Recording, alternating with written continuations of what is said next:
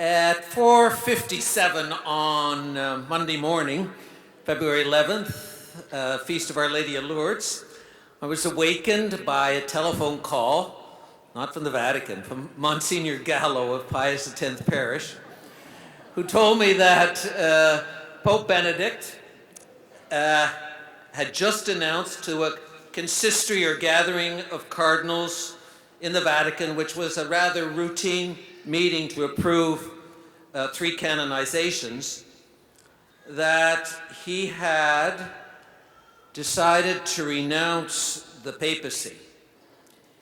This, of course, came, as they now say, like a bolt from the blue.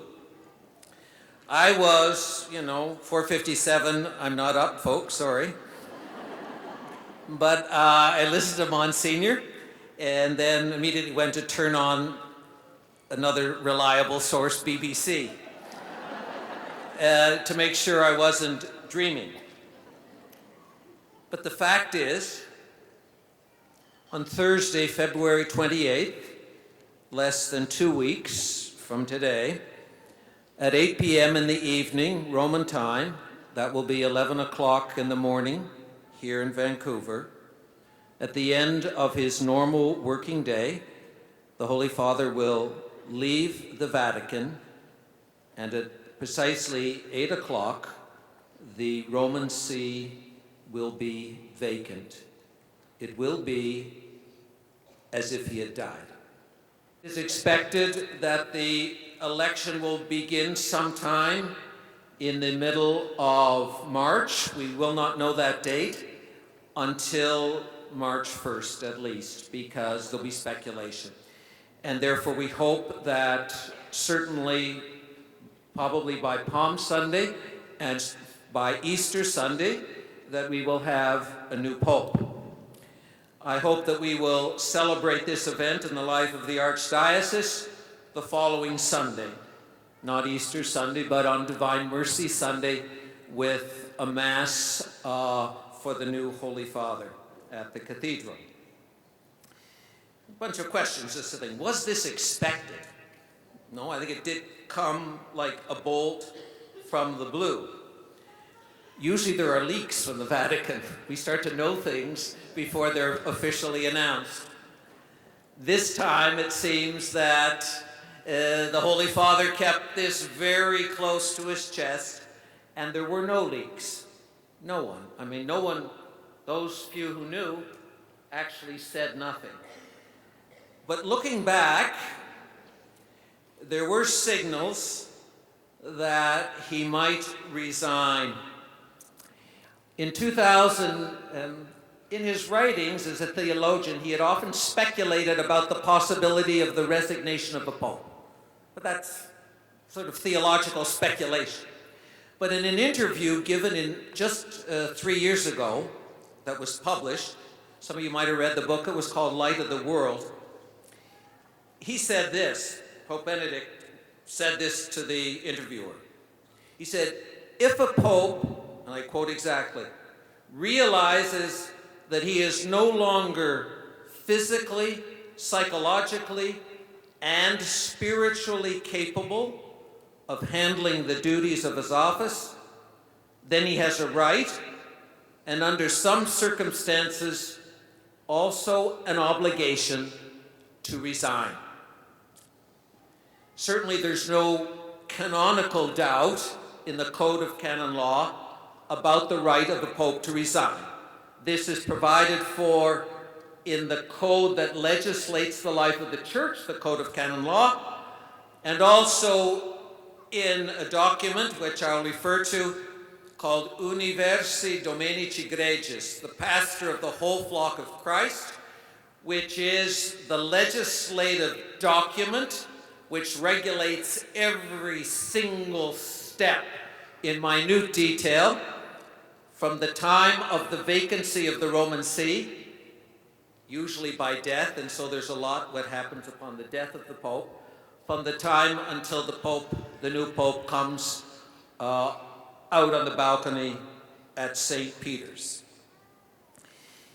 What is necessary, and the Pope was very, very precise, as he always is. This is a man doesn't sort of waste words.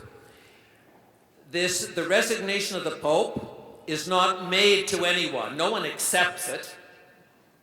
He simply has to declare it publicly, and it has to be clear that he is free, that he is not, there's no gun to his head, or that there's no pressure on him, that he is of sound mind and that he is free. This was very clear in his statement of resignation. Has this ever happened before? It has happened in the life of the church. But in the last 1,000 years, half of our history, it's happened precisely twice. It happened in 1294, when after a period of election that lasted more than 2.5 years, imagine, we wouldn't have a pope until 2015, but lasted more than 2.5 years, the Cardinals finally elected not one of their own. They elected a monk who had a reputation for being a holy man. He came to Rome. He was totally unprepared for the position, and within 5 months he resigned and went back to his monastery. He became a saint. It's called Saint Celestine V. But that was 1294. Then in the early 1400s, those of you who know church history, there was a horrible time when there were 3 vying popes. It was a dreadful time in the church's history. And the legitimate pope, to get out of this stalemate, resigned. The other 2 resigned, and therefore the church went forward to a new pope 600 years ago. This has not happened in 600 years. Now, the Pope, of course, the papacy is what we call an office in the church, which has the authority, the supreme authority, to govern the entire church. Only the Pope, of course, does that, and to teach with unique and special authority. Those 2 responsibilities belong to him as Pope. He is not ordained a Pope or consecrated a Pope. The 3 levels of ordination are deacon, priest, and bishop. The Bishop of Rome is a bishop like me, like the 4,500 others, insofar as what we call the power of orders. He acquires this extra power to govern the whole church and to teach the whole church. When he is elected Pope, of course when he dies, or when he renounces the papacy. So in less than 2 weeks, now Pope Benedict will not be Pope Benedict XVI. It's clear that he is going to retire to a life of quiet and study and silence. The evening of his resignation, he's going to Castel Gandolfo for a while. He will return then to a monastery in the Vatican, which Blessed John Paul established about 15 years ago, or maybe 20 years ago, to have different communities of nuns pray for the church, and a convent was prepared for them in the Vatican. Some rooms in that convent have been sort of restructured to receive the Pope and the small number of women who help in the household, and perhaps a secretary or 2. Whether he will remain there indefinitely is not known. Whether he will appear in public is not known. What is sure is that he will never sort of allow himself to be exploited in any way to be a counterforce or another voice to the Pope. That simply will not happen. One has every assurance of that. On March the 1st, less than 2 weeks from now then, the see will be vacant. No Bishop of Rome, and when there's no Bishop of Rome, there is no head of the whole Church. As you know, the Pope is Pope because he is Bishop of Rome, the see or the diocese where Peter died, gave his life. He was martyred. Who elects the next Pope? Because a month from now, there will be a new Pope. Or a little more than a month from now. It is entrusted to the College of Cardinals. College of Cardinals is a group of, they're nearly all bishops except for those who were made cardinals when they were over 80 years old. They are, as you know, about 180 or 90 cardinals. There are 117 or 18 under the age of 80. There are those under the age of 80 on the 1st of March are the ones who can vote. They will be called cardinal electors. Only the cardinals elect the Pope. That's been the case for the last 1,000 years. In the first 1,000 years, the laity and the priests and the bishops around Rome had a certain role, as did the Holy Roman Emperor. But in the early Middle Ages, because there started to be a lot of forces from the outside trying to influence the election, sort of gradually and then pretty definitively by the 13th century, it was restricted to the cardinals, and the cardinals increasingly became secluded and put apart so that they could exercise their responsibility in secrecy and in freedom. The cardinals are electing the Bishop of Rome. Each cardinal, when a bishop is made a cardinal, becomes a member of the clergy of the Diocese of Rome. Some of you might know the term that we use here, incardination. If a priest is from another diocese, but he wants to remain a priest of the Archdiocese of Vancouver, we say he is incardinated. Cardinals are incardinated into the Church of Rome so that they preserve the ancient custom of electing their bishop, the Bishop of Rome. They are also now, of course, from around the world. All the recent documentation shows that this will continue to be the case.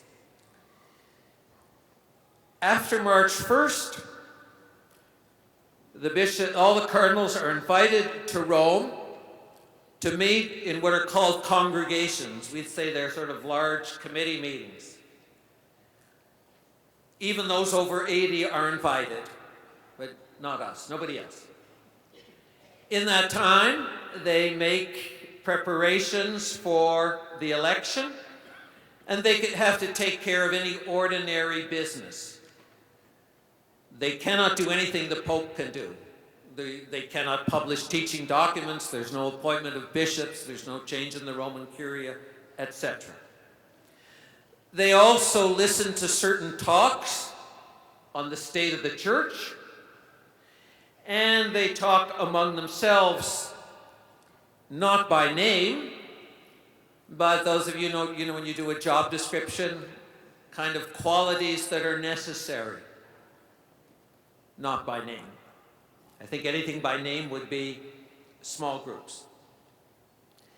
Sometime after the 15th of March, we don't yet know the exact date, could be the 15th, 16th, 17th, those under 80 will enter into what is called the Conclave. The word conclave comes from two Latin words, cum, or con, meaning with, a clave. Those of you who speak Spanish, la llave, with the key. It means that the cardinals will be, it's not so much that they're locked up, it's that we're locked out. They remain in the Vatican. They used to have to actually stay in what's called the Apostolic Palace. You know where the Pope comes to the balcony to say the Angelus, that building? They used to have to set up rooms in what had been not bedrooms and with Johnny on the spots and things like that. This was deemed undignified. And John Paul II, with a good grain of humanity, had right within the Vatican, those of you might have seen if you've been to the audience hall, there's a residence, which is for 130, 140 men, usually occupied by men who work for the Roman Curia. They're getting their stuff packed into bags, put in their closets, and it's a very decent residence. Each person has they have a bathroom, their own bathroom, and a little study and a bedroom. It's where people normally live who work there. That's called the Domus Sanctae Martha, the residence of St. Martha. They'll live there, but for the actual voting itself, they'll be transported in a little bus that goes behind St. Peter's. And they put blinders in the windows because there's camera people from places, far apartments, with long distance lenses, trying to butt in. They'll be transported to the Sistine Chapel, where the voting for 5 centuries has taken place. The Sistine Chapel is, I bet a lot of you have been there. It's a particularly adept, suitable place for an election. On the end wall is the great fresco of Michelangelo of Christ in judgment. Christ with his hands, it's not the smiling Jesus. This is the judge. And it's very impressive. So the Sistine Chapel is very adept both for prayer, liturgy, and for the actual rite of election. The whole conclave, which is the name for everything, is safeguarded by the utmost secrecy. It's meant to be absolute. The most recent legislation, they talk about, making sure, sweeping the place for bugs, and so on.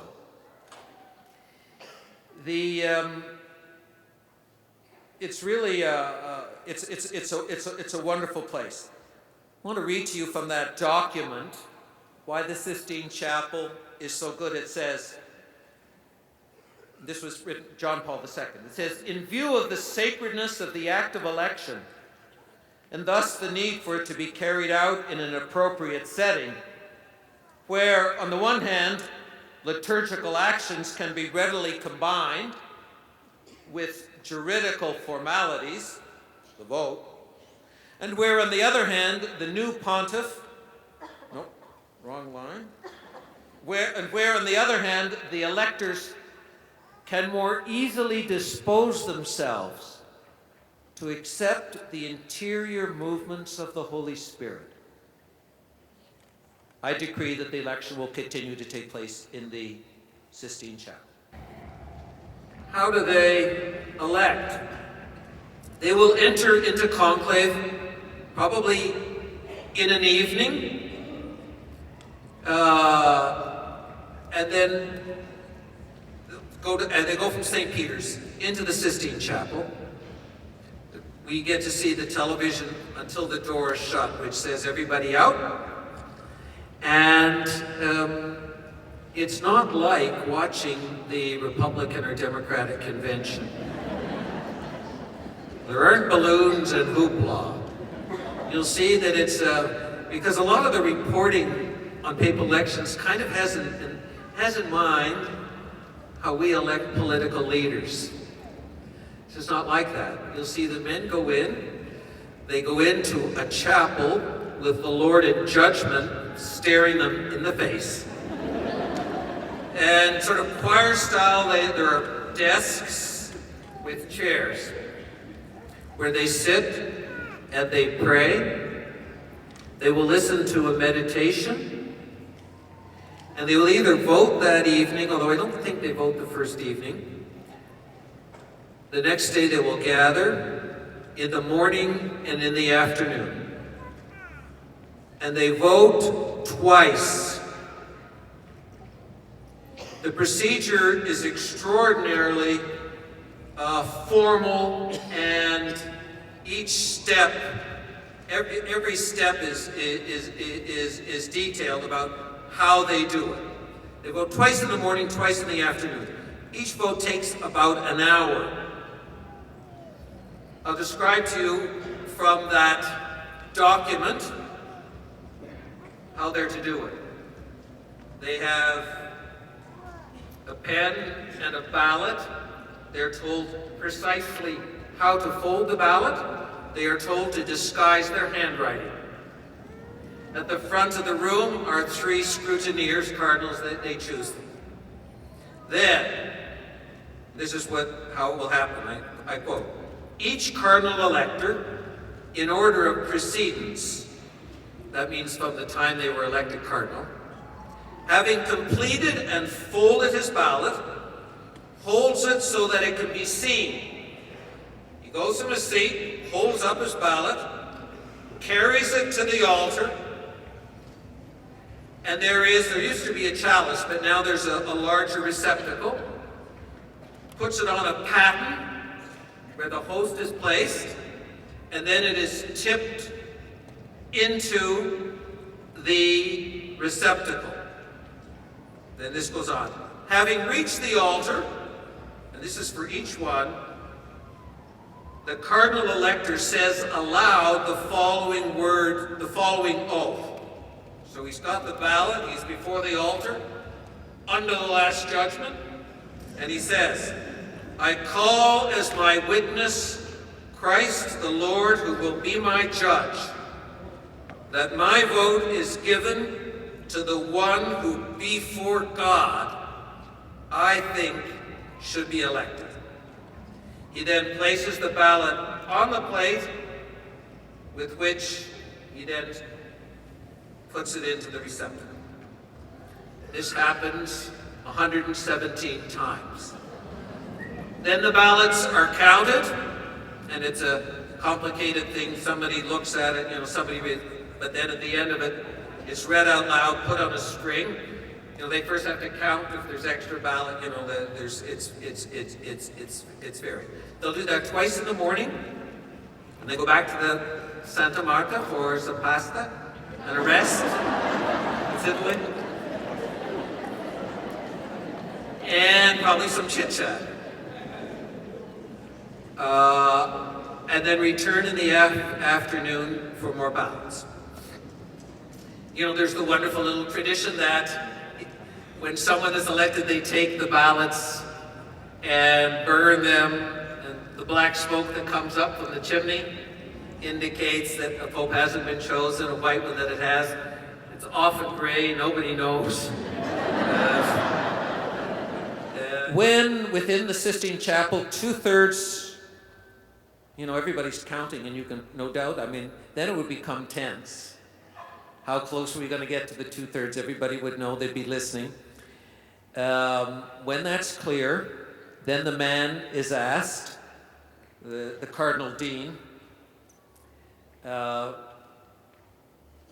he, in the name of all the college, goes up to the man and says, in precise words, "Do you accept your canonical election as Supreme Pontiff?" We don't know whether in the last few hundred years some men have said no. It's quite possible that they have. If he says yes, see,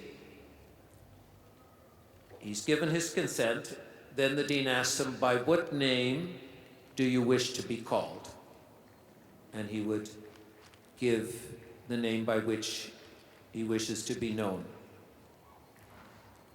The Pope then receives what is called the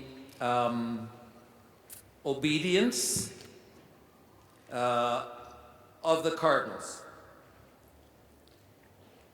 It is possible that if a man is elected, this is provided for, it hasn't happened in many centuries, if he is not already a bishop,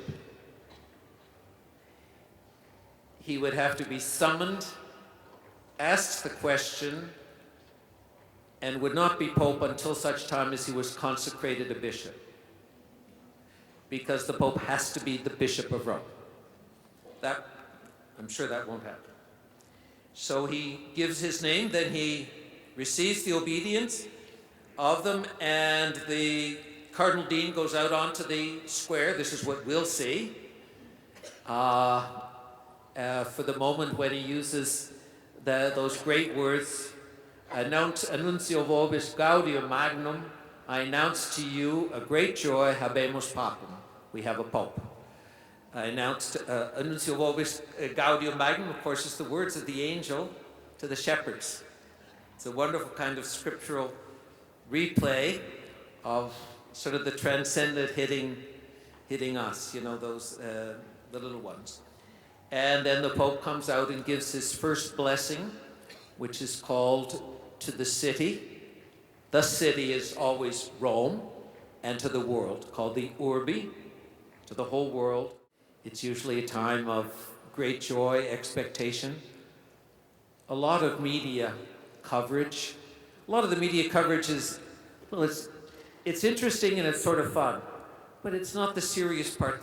The real thing is that the Lord is choosing to give his church a new chief shepherd. There'll be speculation about who this and whether that. Take it with a grain of salt. But we know that the one, we pray that the one chosen will be the one whom the Lord truly wants to lead his church.